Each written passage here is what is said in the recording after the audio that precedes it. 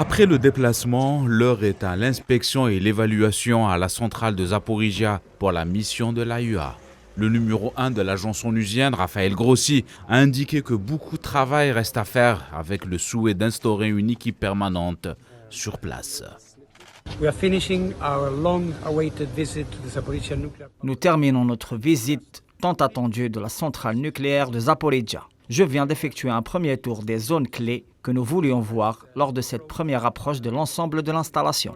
Bien sûr, il y a encore beaucoup à faire. Mon équipe reste sur place et surtout, nous établissons une présence continue de l'AIEA ici. Le président ukrainien Volodymyr Zelensky appelle à démilitariser la zone nucléaire tout en espérant que la mission de l'AIEA parvienne à des conclusions objectives.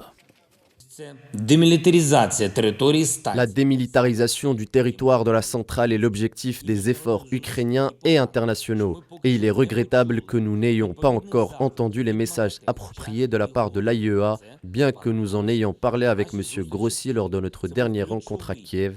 C'était le point de sécurité essentiel de nos accords. Il a été clairement exposé. Démilitarisation et contrôle total par nos travailleurs du nucléaire. Au risque de fuite radioactive et d'une éventuelle catastrophe nucléaire, les deux parties belligérantes échangent des accusations d'entrave à la mission de l'Agence internationale de l'énergie atomique à la centrale, ce qui suscite une inquiétude permanente de la communauté internationale. Kiev reproche à Moscou d'utiliser la zone comme un site de tir, tandis que la défense russe a accusé les militaires ukrainiens de perturber le travail de la mission de l'AIEA.